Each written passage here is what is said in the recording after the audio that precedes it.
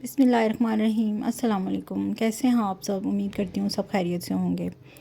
آج میں نے رمضان کے لیے ڈھیر ساری پالک خرید کے رکھی تھی۔ میں نے سوچا کہ اس کو تھوڑا بوائل کر کے اسٹور کر کے رکھ لوں تاکہ رمضان میں کام کا جو برڈن ہے وہ تھوڑا کم ہو جائے، اور آپ سے کچھ باتیں بھی شیئر کروں۔ جی، بات تو وہی ہے، کام کام اور بس کام۔ صبح سے شام ہو جاتی ہے اور کام ختم نہیں ہوتے۔ تو بات یہ ہے کہ جب کام ختم نہیں ہوتے تو اس کی ٹینشن کیوں لیں؟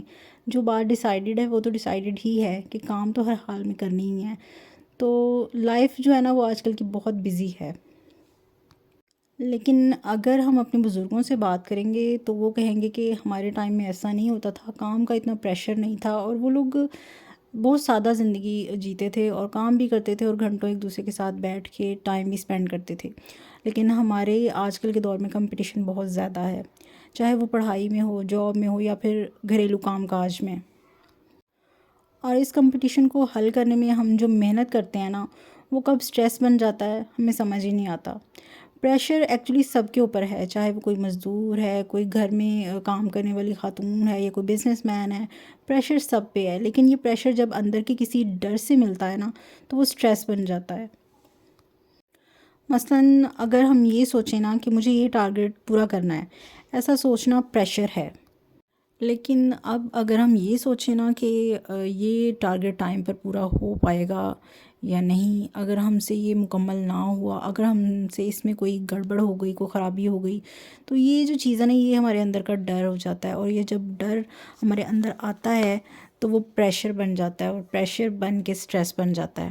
اور جیسے ہی یہ سٹریس بنتا ہے تو ہماری آدھی انرجی تو ویسے ہی جو ہے نا وہ ویسٹ ہو جاتی ہے، جس کا اثر ہماری کارکردگی پہ یا ہمارے کام پہ پڑتا ہے، ہماری پرفارمنس پر پڑتا ہے، اور ہمارے آگے بڑھنے میں نا یہ بہت زیادہ رکاوٹ پیدا کرتا ہے۔ لیکن اگر نا انسان اندر سے مضبوط ہو اور وہ اپنے کام کے پریشر کو اپنے اوپر حاوی نہ ہونے دے، بلکہ تحمل اور سکون سے اپنے کام کو کرتے رہیں، تو وہ سٹریس نہیں بنتا، بلکہ کام بھی بہت اچھے سے ہو جاتا ہے، اور ہمارے اندر جو ہے نا ایک کانفیڈنس پیدا کرتا ہے۔ یہ ہم پہ ڈیپینڈ کرتا ہے کہ ہم اپنے کاموں کو کیسے سر انجام دیتے ہیں، اپنی مصروفیت کو کیسے جو ہے نا وہ اچھے طریقے سے ٹائم پہ پورا کرتے ہیں۔